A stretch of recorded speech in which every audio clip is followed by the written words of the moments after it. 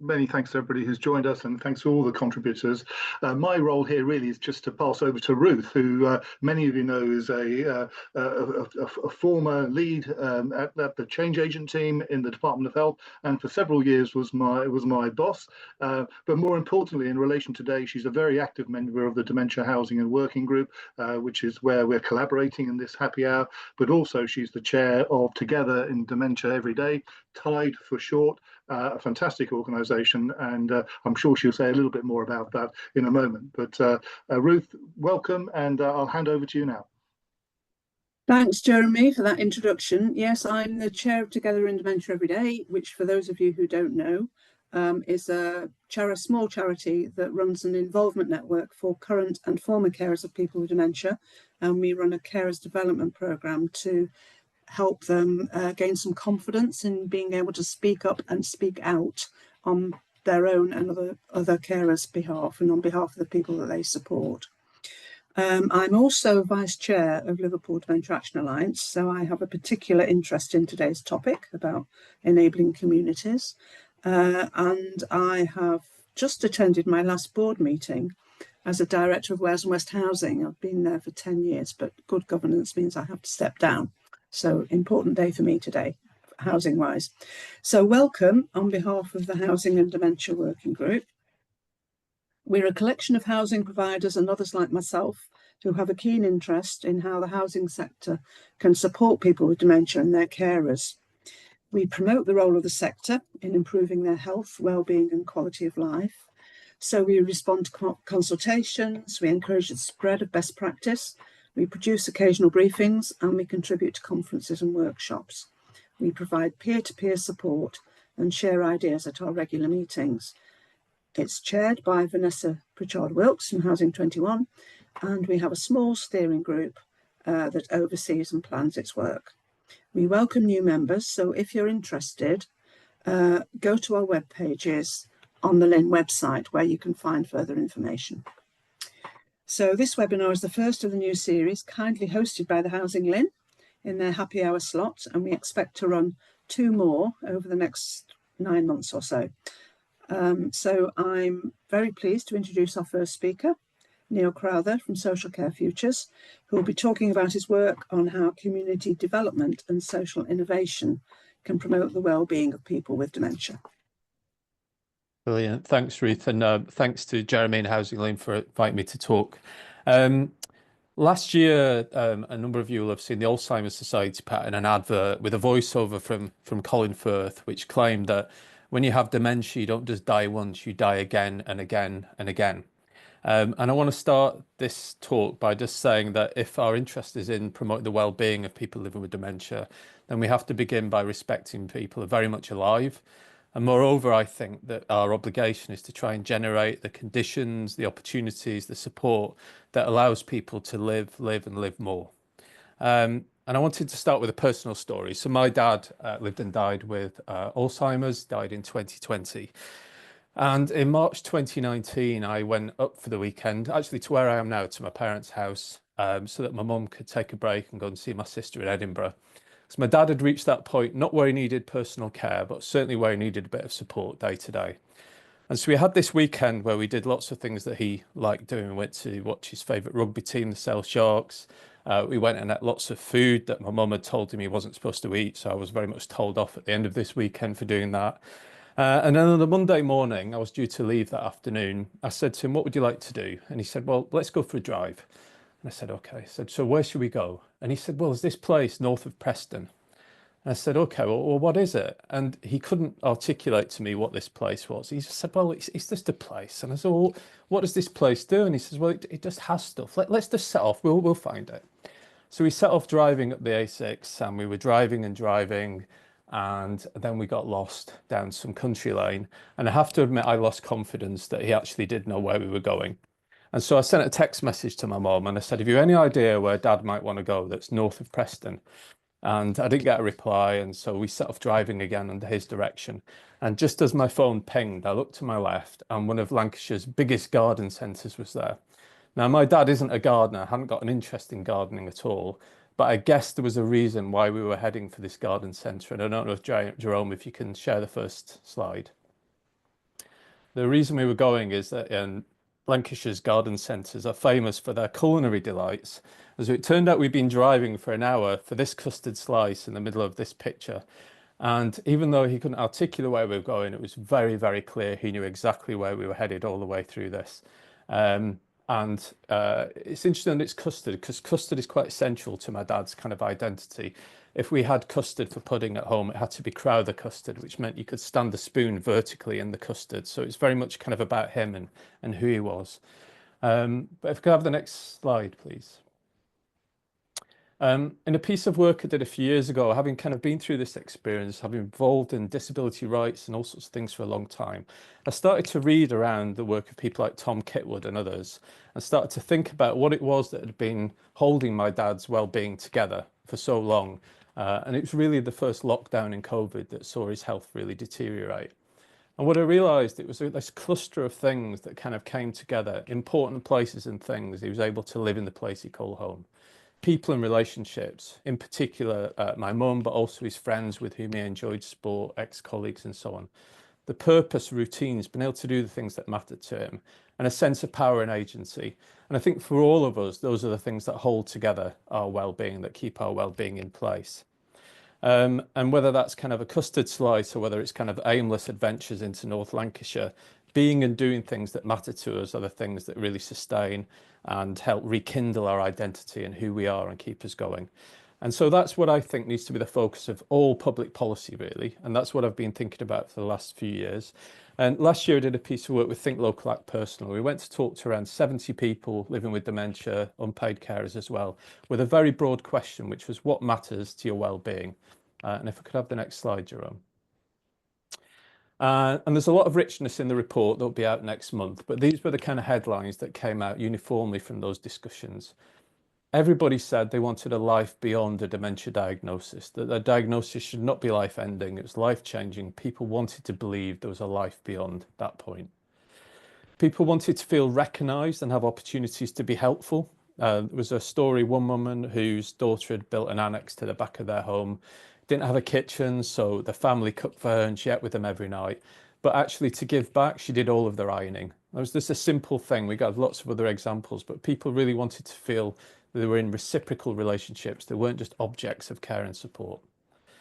People all said they're feeling connected, staying connected and not feeling alone was fundamental. And a lot of the people we were talking to were in peer support groups. So we heard a lot about the solidarity that came from being with and around other people living with dementia or other carers of people with dementia.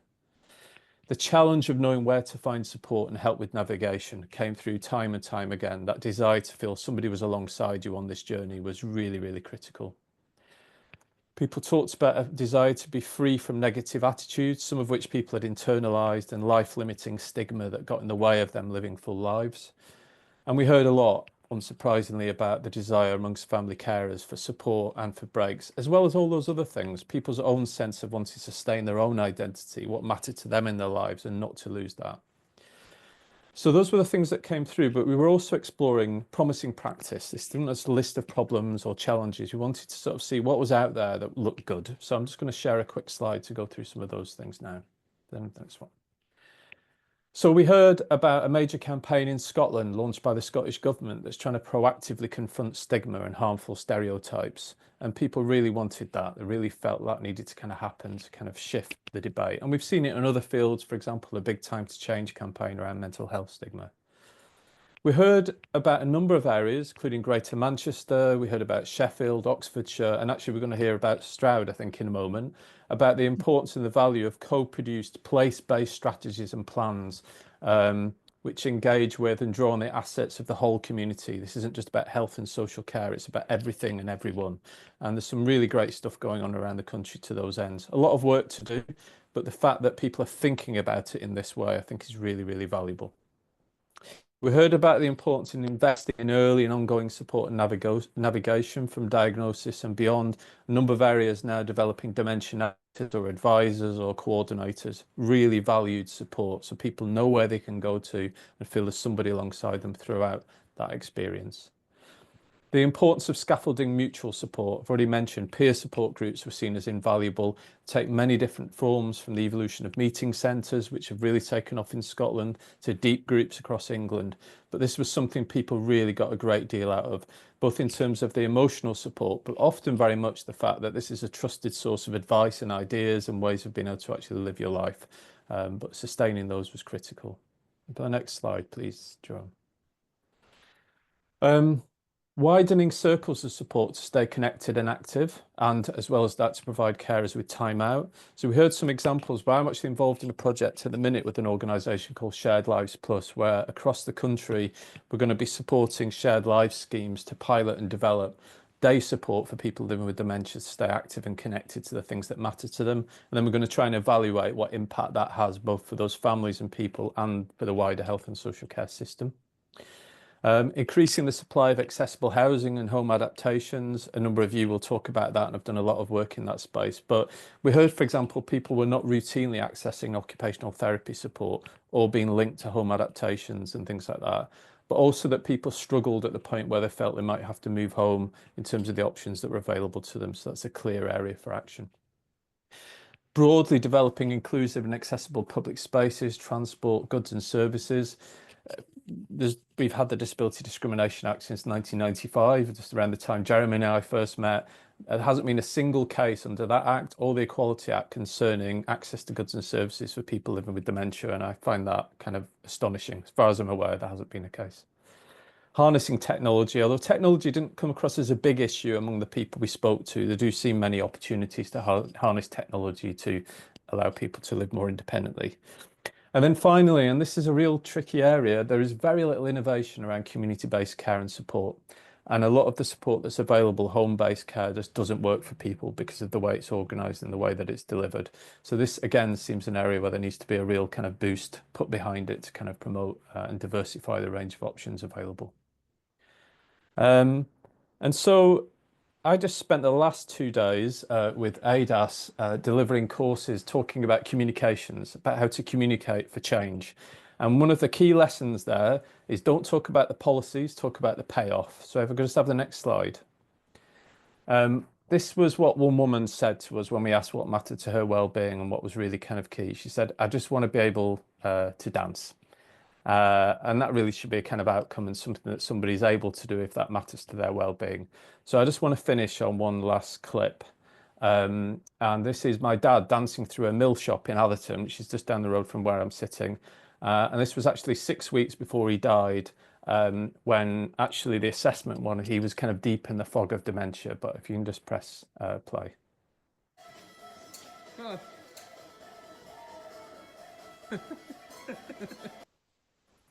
Okay, thank you.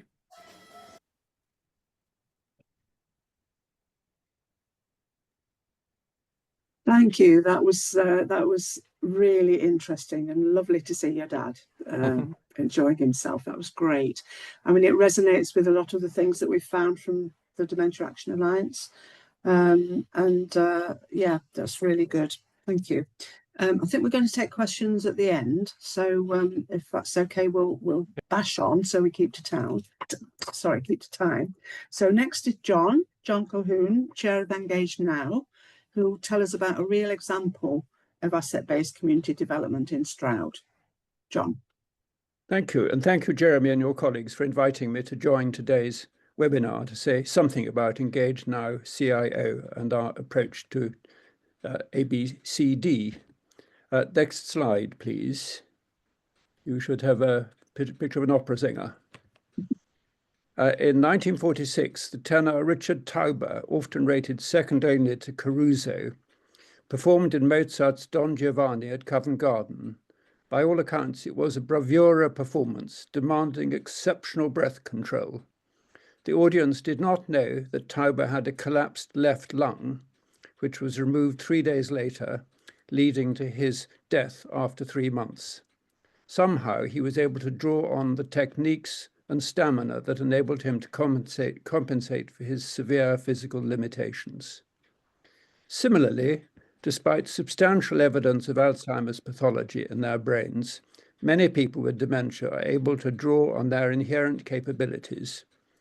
when supported by environments that prioritize their assets over deficits and to remain cognitively remarkably intact.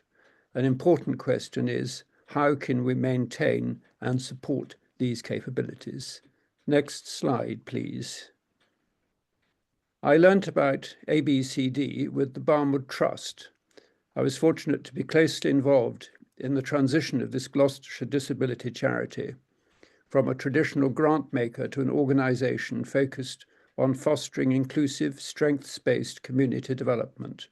The ABCD approach emphasises identifying and leveraging existing strengths and resources within a community rather than focusing on deficits, empowering communities by engaging their assets and capabilities, fostering sustainable support networks, and promoting community-led development. And I would add, especially in contexts like supporting people with dementia. I witnessed how this resonated with disabled people. Previously isolated individuals found new purpose through community engagement. I recall one person whose mental vulnerability remained, but through their involvement with the Trust, gained enormous satisfaction and self-esteem by developing their innate writing skills, reporting on community projects. And the Trust invested in embedding asset-based community development, ABCD theory and practice across Gloucestershire. And it's been exciting to find evidence of this earlier learning and practice throughout Stroud this year. Next slide, please. I turn now to the birth and evolution of Engage Now. 4 years ago, Lillian Faithful Care approached me about establishing a meeting centre in Stroud, which is a vibrant market town of about 26,000 people on the edge of the Cotswolds. The meeting centre model started in Holland in the 1990s, focusing on promoting well-being, independence, and social engagement for individuals with dementia. And these centres have demonstrated measurable benefits over traditional care models. So gathering a small team of 5 people, we began modestly with a pop-in cafe, providing tea twice monthly. This evolved after a year into a weekly community lunch at Stroud District Council's recently refurbished independent living hub, in partnership with Lillian Faithful Care providing the food and Stroud District Council offering the venue, both free of charge. We now have at least 15 regular guests, about 1/3 of whom may have dementia. What's particularly heartening is the contributions our guests make, e.g. laying and clearing tables, serving and washing up. In fact, it can and indeed has operated without any external help at all. And also witnessing how people mix and the support they give one another, particularly the genuine welcome extended to newcomers. One professional carer said of a guest, she would feel lost if she didn't come. Another guest's wife shared, this is the only thing he goes out to. He thoroughly enjoys coming. It gets him meeting and talking to other people. It certainly lifts him up. Next slide, please. We recently learned that our 2 eldest regular guests, both in their 90s, had escorted a neighbour from the same retirement housing complex. They'd escorted him 1/4 of a mile up the road for respite in the local care home, as the taxi had not arrived. They each had wheeled Zimmer frames, so this was 3 wheeled Zimmer frames in a row.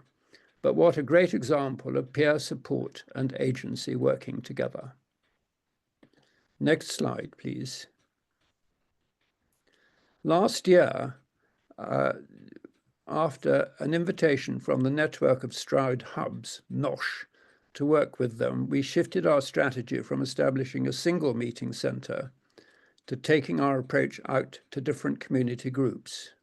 And our goal is to help these community spaces develop the capacity to provide the sort of quality of support found in a meeting centre and be places that draw on the contributions that each member makes so that they can see themselves as valued members of the community rather than recipients of a service.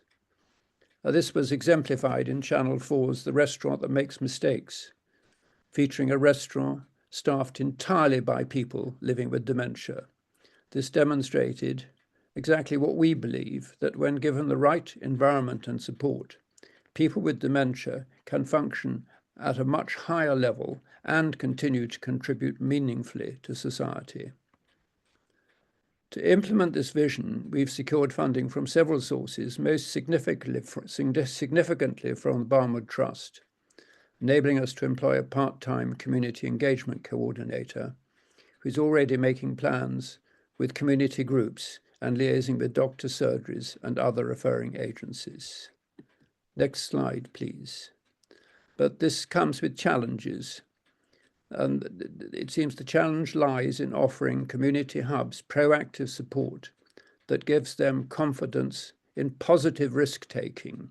For example, creating volunteering roles for people with dementia, whilst also equipping them to recognise and respond appropriately as the condition progresses. Putting in place clear protocols for record keeping and data collection and assessment and management of risk will be essential, as well as appropriate regular training for staff and volunteers. And the next slide, please. In parallel, we are working closely with the Stroud Town Council, who are themselves committed to a strategy of empowering communities. And we've been actively involved with them in creating a new Stroud Dementia Action Alliance. We believe that Engage Now's approach to be integral to the Alliance's work in making Stroud a place that is fully inclusive of people living with dementia. And we have an inaugural meeting tomorrow, which Jeremy will be chairing. So next slide, please. So what is ABCD in practice? Our approach means focusing on what people with dementia can and wish to do, not what they can't do. Doing with and not to people, following a social rather than medical model, ensuring people with dementia and their carers are heard and actively participate in planning and decision-making. Whilst definitive evidence is still emerging, growing research suggests that the ABCD approach leads to sustainability, improved social engagement, enhanced psychology frameworks, enhanced sense of purpose and belonging, and reduced stigma. And research into positive psychology frameworks shows that strengths and positive experiences can endure after diagnosis. Bring me back to the analogy with Tauber that I mentioned earlier. Much of that, it seems, mentioned by Neil. And we go on to the last slide. So in conclusion, with our ABCD approach in Stroud, our mission is that people living with dementia throughout Stroud's various communities will be accepted as full community members with valuable contributions to make. We're particularly focused on supporting people immediately after and during the often lengthy diagnosis process, when morale can be low and a positive narrative is essential. By harnessing community assets and focusing on abilities rather than deficits, we believe communities can play a vital part in creating more inclusive, supportive environments where people with dementia maintain their agency, identity, dignity, and sense of purpose. Thank you for your attention. Thank you, John. That's really interesting. And I think it shows that, you know, people with dementia have aspirations and wants and enjoy life and want to enjoy life just like everybody else. And you've found a way of enabling that to happen. Just out of interest, I'm also chair a project group for a meeting centre in Liverpool. We've started small, 1 day a week. And what's really nice is that people with dementia enjoy the activities, but that means that they come alive more, and the carers are amazed that they can do these things that they don't do at home and don't show any interest at home. So just providing those opportunities for social interaction and ordinary activities, not care-based things, is so important. Yeah. So thank you for that. Okay, moving on then. Next is Professor Arlene Astell from the University of Northumbria, who's looking at the digital empowerment of people living with dementia in partnership with the Alzheimer's Society. Thank you very much, Ruth. Okay, I'm going to check I've got all my little bits appropriately ticked for this. You just give me 1 sec. Can you see my slide? Can you see anything else? We can see all your slides actually, not Oh, just okay. the... That's really weird. It says it's supposed to just go to the side. Don't worry, I'll just do it by this. Don't worry. You sure? Slide. Yeah, no, Yeah. no worries. Can you see the slide now? Yeah, it's looking great. Yeah, perfect. Okay. So thank you so much. And I was sitting listening to the 2 previous presenters and thinking, people are going to think we got together beforehand and planned what to say, because you'll see a lot of some similar things coming up. So I'm just delighted to be here to introduce you to TEDI, or the Technology Empowered Dementia Independence Network Plus. This is a new network. It's funded by the Engineering and Physical Sciences Research Council in collaboration with NIHR and the Alzheimer Society. It's one of 4 new networks, all about technology for dementia. And when I saw the opportunity to apply for funding, I was very clear from the start what I thought we needed to do, because I've worked with people living with dementia for more than 30 years. And in the community, co-producing technology for about 25 of those. So what I have seen come and go is lots of ideas, lots of tech, lots of innovations, but the experience for people today hasn't really changed very much, in the sense that there's no infrastructure, there's no mechanism for testing things, getting things to people, supporting people to adopt them, to try things out. And so that's what this Network Plus is about. And one of the inspirations for this was this lovely lady called Joan, who was one of the first people we worked with. And this is Joan doing something that's very meaningful to her.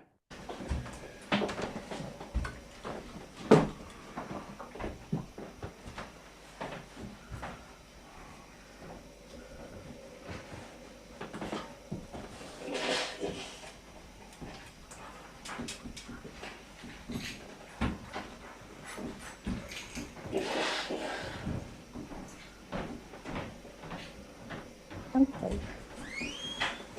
So you can see she's there in her kitchen. She's doing ironing, which was already previously mentioned. She also enjoys cooking, gardening, doing laundry, basically maintaining her everyday life.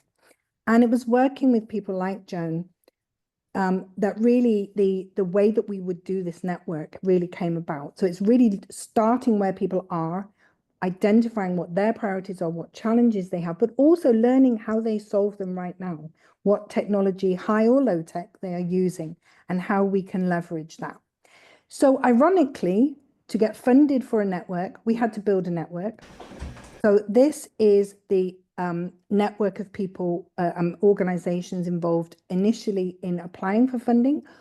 But I really want to take this opportunity today to invite anybody who's attending this webinar to contact me if you would like to be part of the network, if you are interested in what we're doing, because what we have several activities planned over the 3 years, and we hope to expand it across the UK.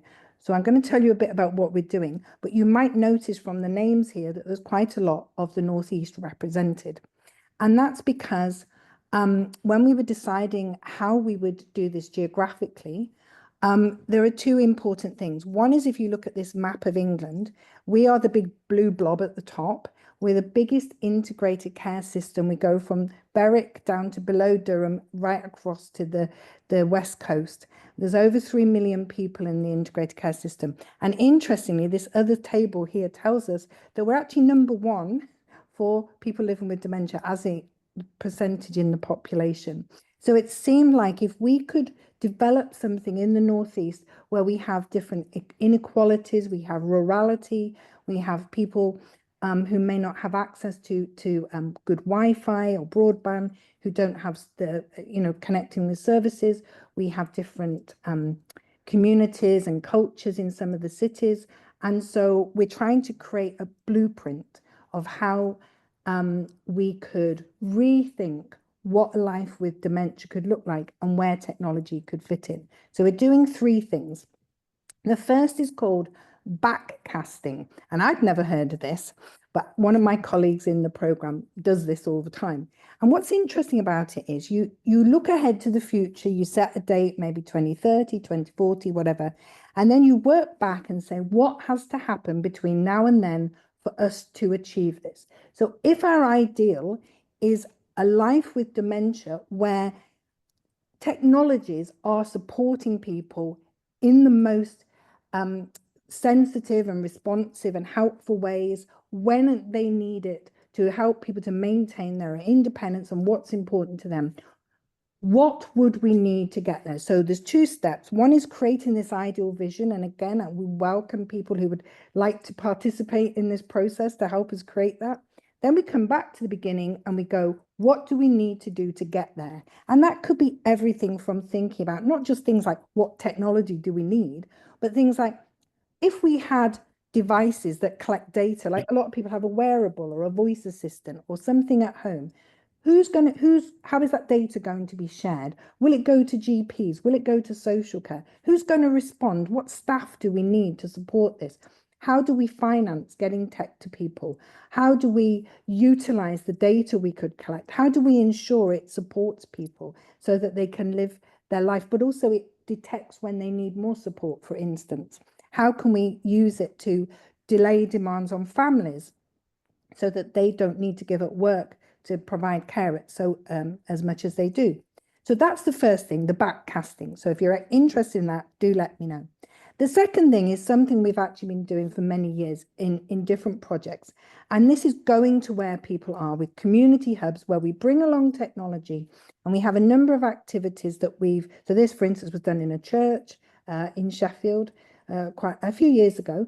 And not everybody here has dementia. There's all sorts of people here. There's people from services. There's all sorts of activities. So we do large and small ones where we give people the opportunity to sort of try stuff out, but also to share their concerns, what they really need, what sort of support they need, and so on. And this has been very successful. And as I said, we've been doing it for a very long time.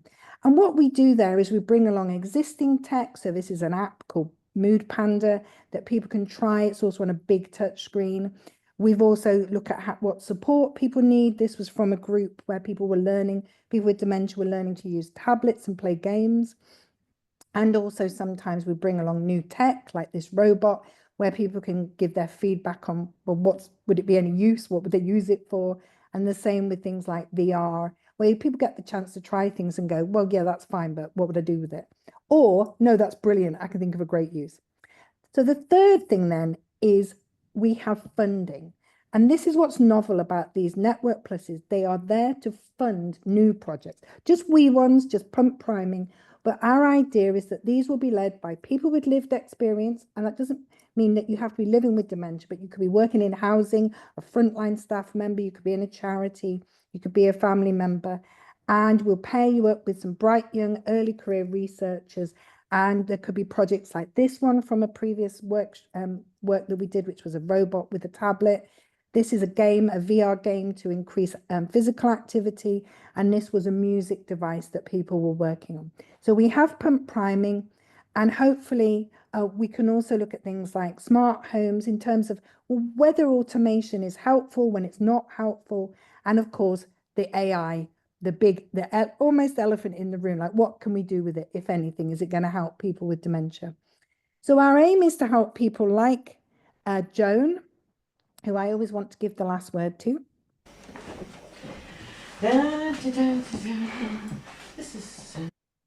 You can see, doing the ironing is what makes her happy. So thank you very much. And please do get in touch with me if you want to find out more. Thank you. Lovely. Thank you, Arlene. I'm really interested in this because TIDE is a strategic co-production partner for the SPIN Dementia Plus network. So it's really good to connect with somebody from another network. That's really good. So that was most interesting. Thank you so much. I'm sure people will have questions. Don't forget to put them in the Q&A, and we'll pick them up to hopefully have time after our last speaker, who is Dr. Ashling Flynn. She's a lecturer in occupational therapy at Bournemouth University, and she's going to talk about her study into understanding awareness and training needs of the dementia care workforce in extra care housing. Thank you, Ruth. I'm sure you can all see my screen okay. I'll get started. Slide. There we go. Can you see that okay? Yes. Can you go? Oh, yeah, that's perfect. Now it's full screen now. Brilliant. Excellent. I think there's a little bit of lag. Thank you, Jerome.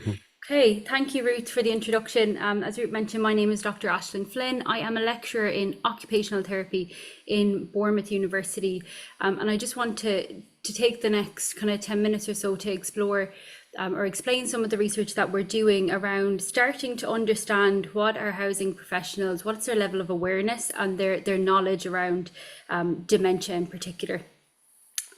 Just to give a little bit of background, so we know that dementia impacts memory, thinking and daily living, and in particular how people interact within their home, so the physical home environment and their social home environment. The research would tell us that around 2/3 of people living with dementia are residing in the community, and most of them want to remain in their homes for as long as possible, or to what we term age in place for as long as possible. And in order for us as occupational therapists, but also as communities, to help people living with dementia to age in place, their environments need to be physically supportive, but also socially supportive. So it started, I guess, for me, I started to think around, well, what is the role that the housing sector plays in particular in allowing people living with dementia or supporting people living with dementia to age in place. And we know that throughout the journey of dementia, or the life stages of dementia, we know that actually housing professionals play a huge role in terms of supporting homeowners or tenants in existing homes, downsizing or adapting homes to support changing needs, or supporting that transition to suitable supported living environments. So I started to do a little bit of research around this whole area and found that actually there's very little published or very little research done, surprisingly, in the UK context around housing professionals and dementia awareness and dementia knowledge. And given the important role that they play in supporting that transition period and quality of life of people living with dementia, I started to think about how we can actually start to unpick this a little bit more. We know that despite recommendations for dementia training, there isn't specific dementia training that's tailored to the needs of housing professionals in particular. So I wanted to start to explore what would specific dementia training look like for housing professionals, and how could that support the daily lives of people living with dementia. So set out to address that gap, but also looking more broadly, allowing us to actually contribute to the global Dementia Action Plan highlighted by the World Health Organization, and also Alzheimer's Disease International. So the whole focus of trying to increase dementia awareness and fostering dementia-friendly communities.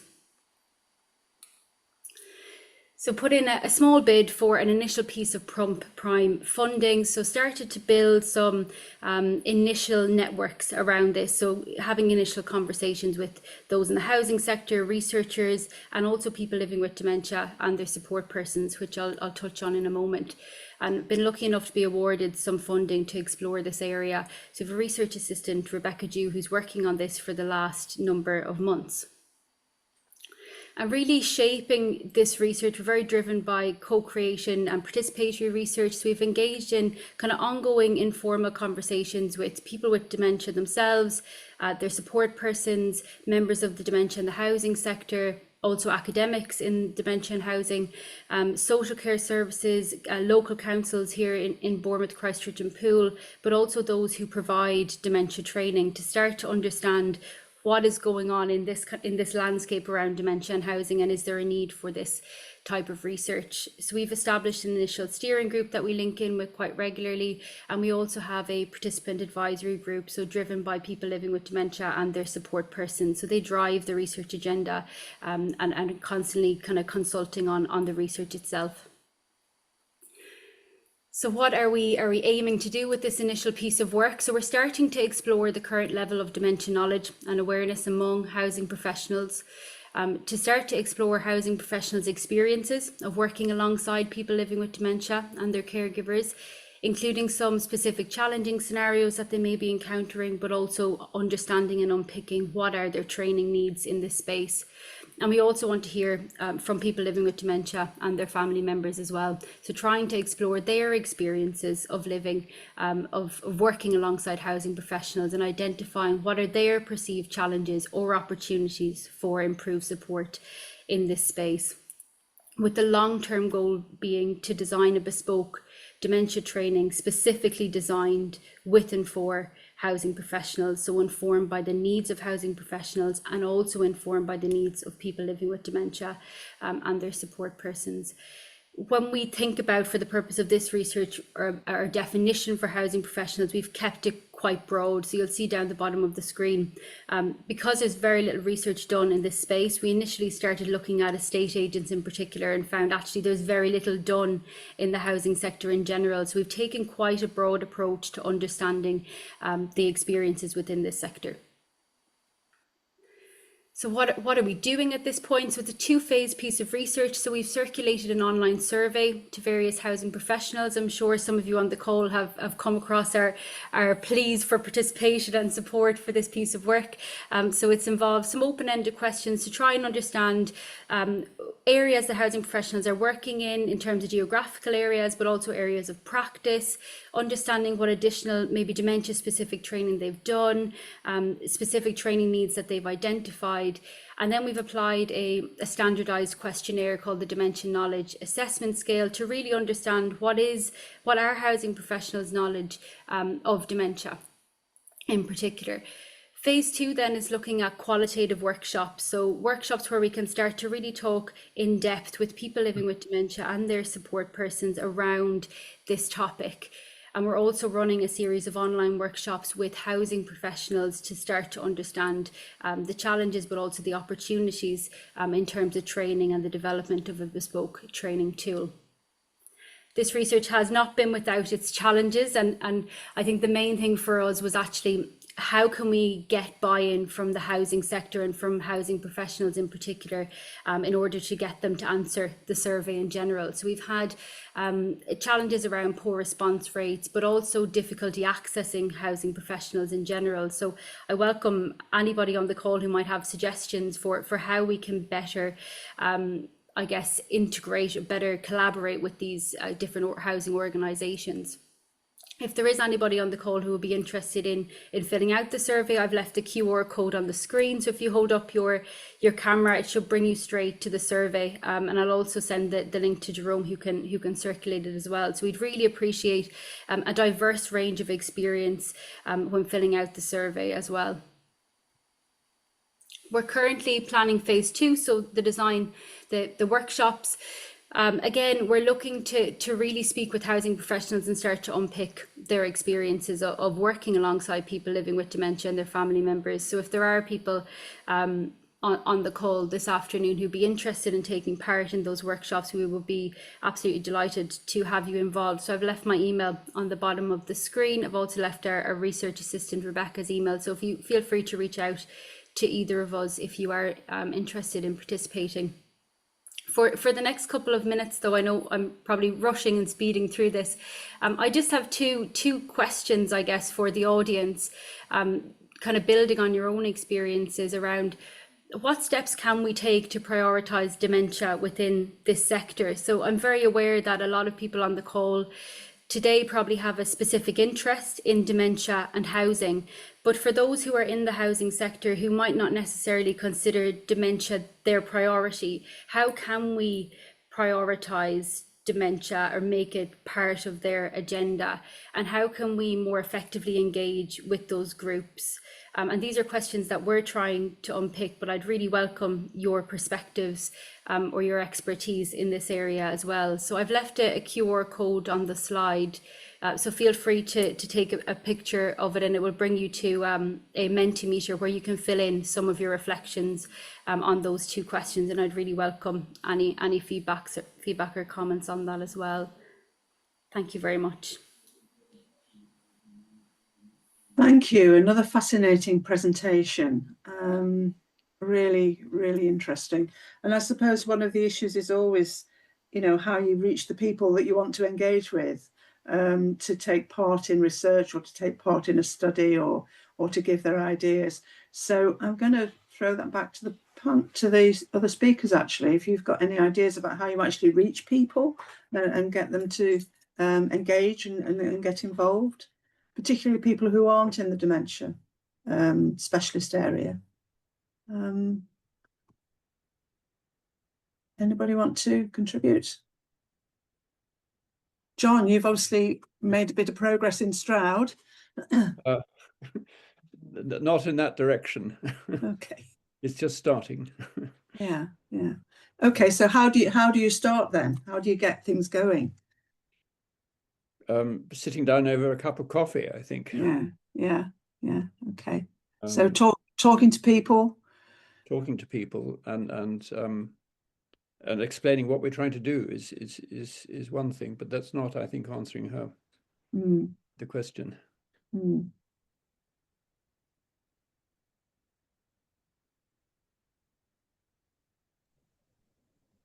Neil, are you going to say something? I think it's challenging. The piece of work that I referred to, and just really because of the kind of resources we had, we relied primarily on going to established groups and working through those networks. But we then we've put a health warning in the report to say, of course, that these are people who are already engaged with those groups, and there'll be significant numbers of people who are not. This other piece of work I'm involved with at the minute with Shared Lives Plus, which is trying to bring a model of shared lives day support to people living with dementia at an earlier stage than people typically engage with social services. Again, we're going to have to explore how what those touch points are. What is it that people are already kind of engaged with in their lives and the communities? Now, one obvious route for a lot of people will be their GP surgery or the kind of health system. That tends to be, or a memory clinic or a touch point like that. There's lots of people don't want to engage directly with any services that are labelled as dementia services, but maybe doing other things. So it's interesting in terms of what John's doing in terms of that broader kind of embeddedness within wider community networks, rather than thinking you would go through a route that's specifically about people with dementia. But that obviously takes more time and effort and energy to do that. But I think a kind of community connecting approach in a place, it may be the kind of the best bet. But there's always going to be people who are not ready or willing or wanting to actually engage with something like this. Arlene. And what I was just going to add to that, because I was just thinking that I had the experience of moving to the Northeast, actually moving back from Canada to the Northeast not that long ago. So when I was doing my proposal, I literally had to go and find people. So I wasn't joking when I said I had to make a network. But one of the things I wanted to do was find out where people are going. And you're absolutely right. It wasn't really to the formal services. There was a number of charities. Some of them like called Search Newcastle and Age UK North Tyneside. They're for people who are aging, but they have built in some additional support. So they've become the very trusted sources. And my approach, which I've used in other places, so it seemed to be still the same idea, is go to where people are and hear what their concerns are. I think when it comes to things like staff, though, I think that is still a challenge, because we've been trying to doing some work in an assisted living community, and we can engage with the people who live there, but trying to get any of the team to sit down to talk about, because they use quite a lot of tech is built in already, but it's very challenging. So but that's the way we've been doing it, is going to where people are and become part of it, not just sort of popping in to do some research, but having more of a long-term relationship. So that may help. Ruth, if I could add, I think somebody, Elspeth's put a message in there about trying to reach people early. And I think there's an issue about optimum timing. And I'm really interested in this. I was interested in it before, but particularly again with this project around shared lives, which is very actively trying to reach people at a time where it's very unlikely words like care will go down very well. And kind of the issues about kind of language and presentation and how we talk about what it is these things are for become really crucial. And I think that's work that it'd be useful to do across a range of areas, because whether it's adaptations or technology or support to stay connected to your community, some of the language that kind of permeates this debate just pushes people away. it doesn't encourage people to take it up at all, because they think, I'm not ready for that. That's the thing I'm going to put off to much later. Yeah. And I think, though, one of the things I think you said as well, and maybe John too, about stigma and stigmatizing and people's views of things, a key part, and that's why I was trying to get across with what we've been doing, a huge amount of what we've done for the last 12, 15 years is work with existing tech, a smartphone, a wearable watch, a voice assistant, Alexa, whatever it is. Things that anybody can have, you know, showing people how to play, find games they can play, this sort of thing. Because then that's trying to, first of all, break down the stigmatization of this is a special thing for people with dementia, but also it challenges other people's negative perceptions. Yeah. When they realize, oh, I can play that game with my granddad, or, you know, they're using this to do their cooking. And that is the biggest barrier, is other people's negative expectations a lot of the time. Yeah. You know, I think also, I think it's about these things as being tools, vehicles, instruments to achieve the goals that you want to achieve, rather than as endpoints. I remember when we years ago bought my dad an iPad, and he'd never really used a computer, and the idea he was going to do it. But actually, the way I persuaded him to use it was to tell him he could get the rugby fixtures and scores on it that evening. It means to an end. But I think did the same with my dad. Got him to test one of our dominoes games. Yeah. I didn't know dummies that well, and he was like, he just played, didn't need to know the computer. Yeah. We've had a couple of questions and comments from Salima about people who live on their own, who don't necessarily have somebody with them who can help them navigate and seek out information. Has that been an issue that's come up for you in the work that you've been doing, Neil? Yeah. But in a number of fronts. So I've mentioned this work with Shared Lives, and we were big through the Accelerate and Reform Fund, the Department of Health Social Care sponsored work last year, working in a number of areas. In all of those areas, even though the beginning point of that had been actually so-called respite for carers, we were constantly reminded that we're growing numbers of people that actually didn't have any family, were living alone, as many older people are, with dementia, and there was no real kind of plan or thinking about how that would actually work. And again, that's one of the reasons why we're thinking around Shared Lives, which is a kind of relational based approach. You are matched with somebody, you become part of their kind of family and their kind of community. Why my family really benefited from an approach called Circles of Support, which was, yes, about my mum and my dad, but it was about their networks, their neighbours, friends, other things in the community that could actually support them. So that intentional work to keep people connected and stitched into their communities and the services available is really crucial, but is not happening uniformly. But I think that's where housing providers could really play a kind of a role alongside what John's talked about, this kind of community-based approach to supporting people. That's very much the case with this independent living centre we're working on. And they rarely care about, they may not be friends with other people, but they care about them as humans. We don't do much. We don't do any caring actually at our lunches. It's really just people engaging with each other and enjoying each other. And people aren't sort of singled out if they've got dementia. Yes, we and the timeliness as well for individuals is important, because not everybody's ready when they get their diagnosis. They don't all think, oh yes, I'll connect with other people and join a peer support group and all of that. So it's got to be right for them in terms of an enabling community, so that they can continue to do the things that they enjoy doing, that aren't necessarily about dementia. It's about going to the library, it's about going for a walk, it's about playing golf, whatever it is. And there's a danger that because somebody gets a diagnosis, we put everything around the dementia rather than around the person and what they want to do. Okay, I'm just checking the Q&A box. Ruth, we've got a couple more minutes, so please don't hesitate to check.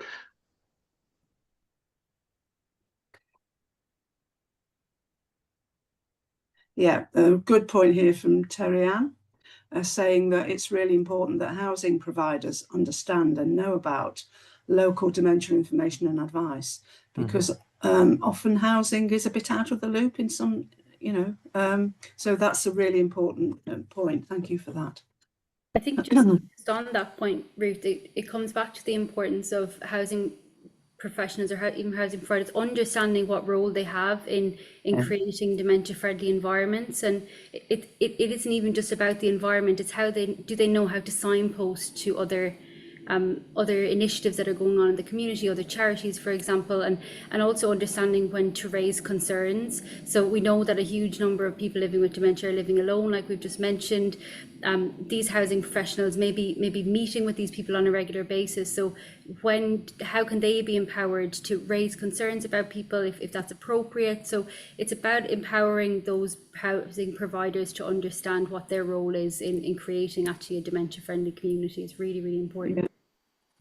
And also for other professionals to recognise the contribution that housing staff can make. I mean, you know, we hear stories of people who are in hospital who are discharged back into sheltered housing because ward staff think it's a nursing home. We hear that so often, and the people who know that person from that accommodation are never involved in the discussions about, you know, what's appropriate in terms of meeting their needs.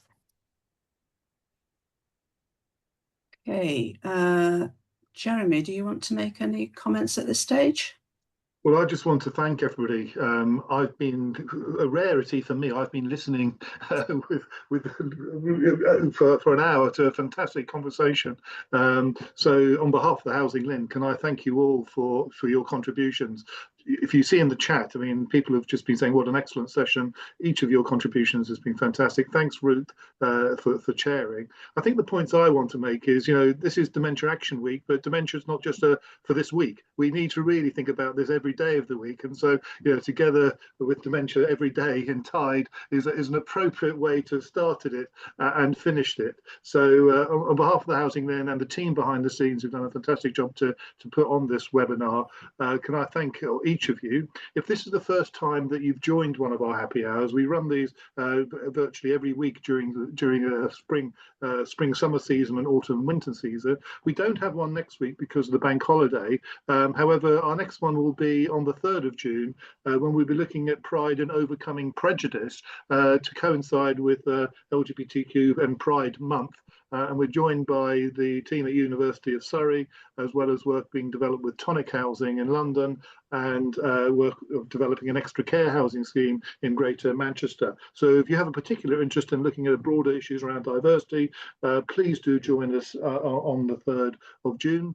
And finally, just to say that for those of you who want to know the recordings or the slides or the chat or indeed the feedback that you'll be encouraged to fill in, that'll be available in due course, hopefully either tomorrow or early next week after the bank holiday. So as I said, no happy hour next week, back on the 3rd of June.